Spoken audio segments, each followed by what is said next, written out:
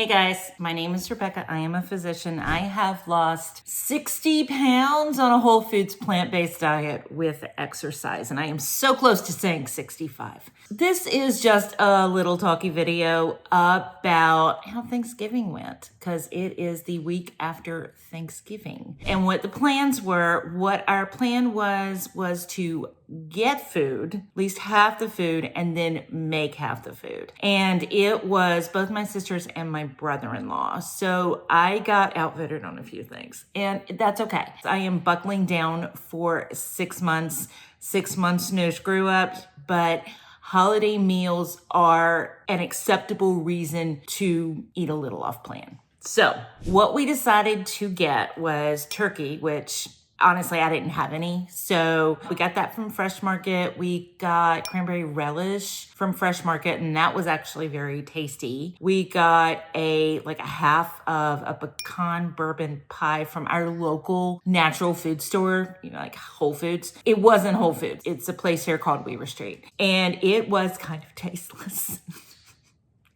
We also got a pumpkin cheesecake, which was tasty. That was actually quite good. Then the final thing we got, which was going to be the vegetarian or entree, like turkey, but not turkey, was a butternut squash lasagna. And I'll be quite honest, I thought that it was going to be sort of like the Engine 2 sweet potato lasagna, where the sweet potato really does replace like the ricotta, and then it adds oodles of vegetables in there. There were very few other vegetables in there. I mean, there was the butternut squash, there were onions, and oil was probably the largest component. At least that's what it felt like. And maybe it's just because I don't eat a ton of oil now, but sincerely, that's what it felt like, and that's what it tasted like to me, was pretty much oil. And they also didn't have a ton of spices in it either, which was really kind of strange. I mean, not Italian spices, not garlic, or at least they weren't very prominent. So I did have a little bit of that until I determined it was that bad, and then that was that. My big thing was that I did not want a ton of leftovers, because I knew that we were going to be eating here,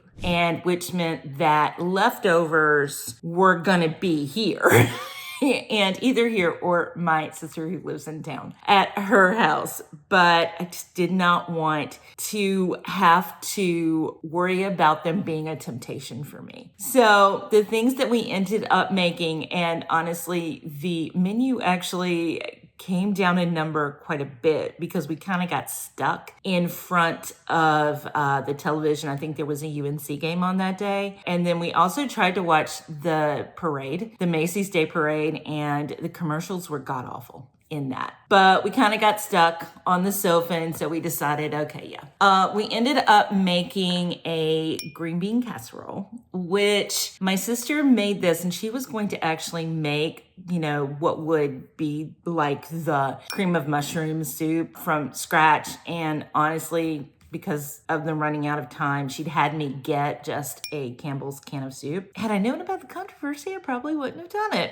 But I did get it. We made it with that. And we put water chestnuts in it, sliced water chestnuts, and canned mushrooms, which are my favorite way of doing it. But honestly, I didn't even think it had that much taste. I did have some of that. We ended up making the dressing from the Sneaky Vegan recipe, but I got outvoted on butter. And I will say it made it a little bit moister. So there's gotta be like something you can do from a Whole Foods plant-based standpoint to make it moister without having either fake butter or butter in it. And if you guys know, please put it in the comments, because dressing, I love dressing year round. Otherwise, completely vegan and Whole Foods plant-based, other than the butter.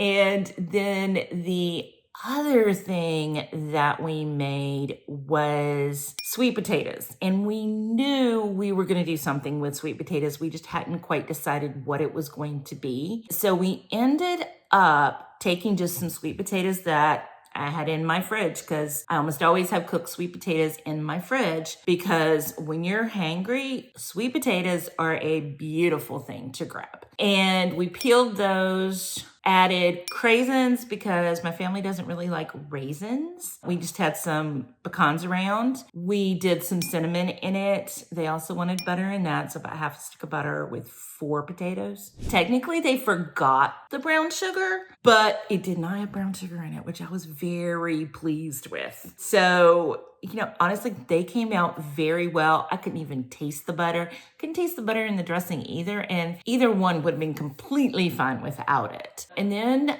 we just put them in the oven and baked them for 20-30 minutes. So everything actually turned out okay. It was effectively one meal. I did have groats for breakfast, which was my plan, groats, walnuts, and fruit. But then I also had a slice of coffee cake. I got my exercise in. I got my cardio, 60 minutes of cardio in. And then they did do kind of appetizers, and there was cheese. Cheese is typically my downfall, more so than meat ever was, but cheese definitely was a downfall. I had some, didn't have a ton, and then I had 1 serving of dinner itself and 1 serving of dessert. So a little bit of pie, and honestly, it was a very small pecan pie that was then halved. A small piece of that and a small piece of cheesecake. And everyone else ate the leftovers. I think I did have some sweet potatoes like the next day. But other than that, pretty much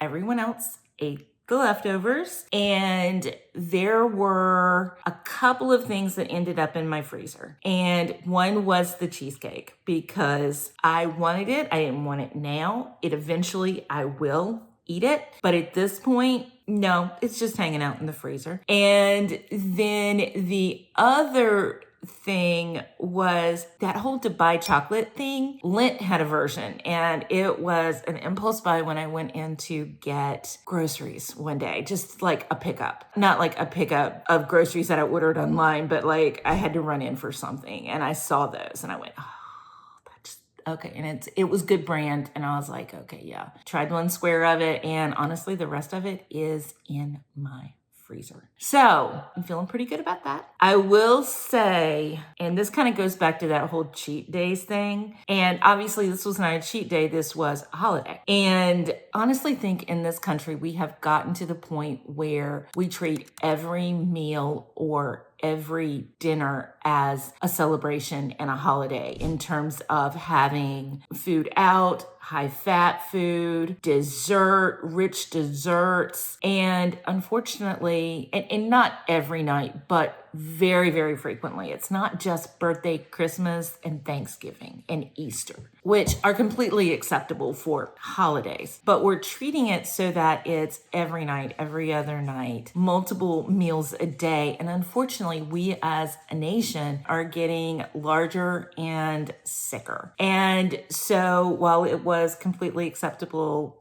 for this, I still am kind of going with my last stand on cheat days. Maybe it's just not that great an idea. As far as my weight went, I had gotten down to the 231s. I think 231.6 was the lowest I'd gotten, and it was a couple of days before my brother-in-law got here for the holiday. There was a little stress in hosting, and I will say that did not help my weight, and it never does help my weight. As Carly basically says, it's sort of like the job now, is that when I have company, there's a higher level of stress and there's decreased sleep quality. So my weight reflects that. But I'd gotten down to 231.6, which was the lowest I had seen in 20 years. And very pleased with that. And it is now 2 days and a week after Thanksgiving, and I finally saw the 231s again. To the extent that I was talking to Carly a few days ago, and I was kind of stuck at 233. And I was like, this is starting to get a little frustrating here because I'm doing everything right. I'm doing the right things, and my body is just dragging this out a little bit. And he just was like, was there anything you think you could improve on?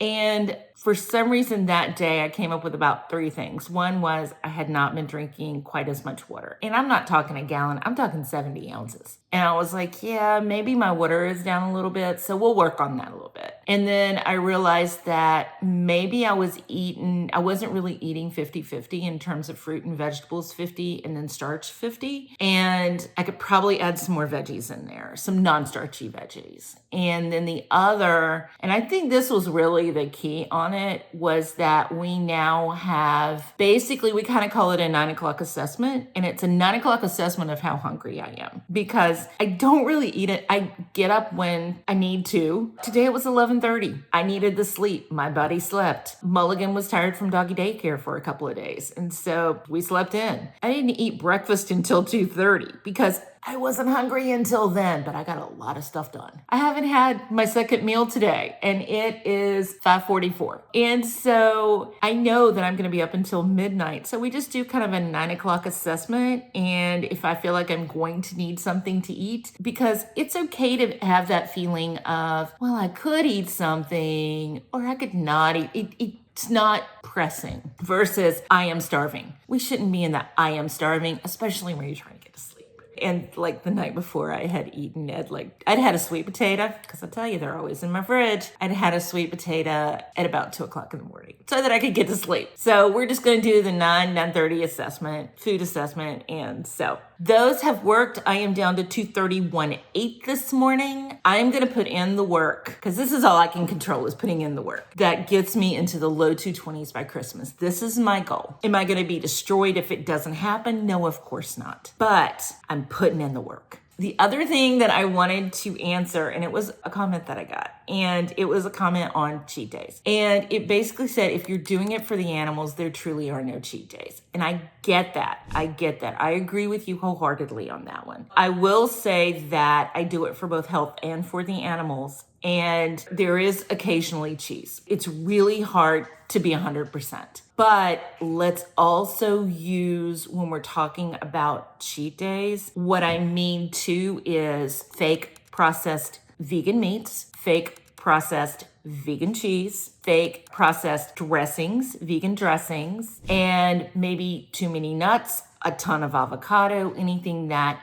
should be more in the occasional and maybe 5%. So that too is kind of off plan, but still vegan and good for the animals. But that too would be more of a cheat. So I kind of was thinking about that, and I was like, it's an incredibly good point. It is. And I agree with you on that. But yeah, there are still ways, even if you're doing it for the animals, to cheat. Anyway, thank you guys for being here. If you are subscribed, thank you so much for being here. I love the fact that you are here. If you want to subscribe, hit the subscribe button. I'm going to be here for probably 70 more pounds. I need to get down for a BMI of 25, which is my goal. It's a good, healthy BMI, about 170 pounds. So I've still got 61 pounds to go. And if you can make that dressing a little bit moister without the butter, let me know. I am very, very curious. Put the answer in the comments. Maybe more broth?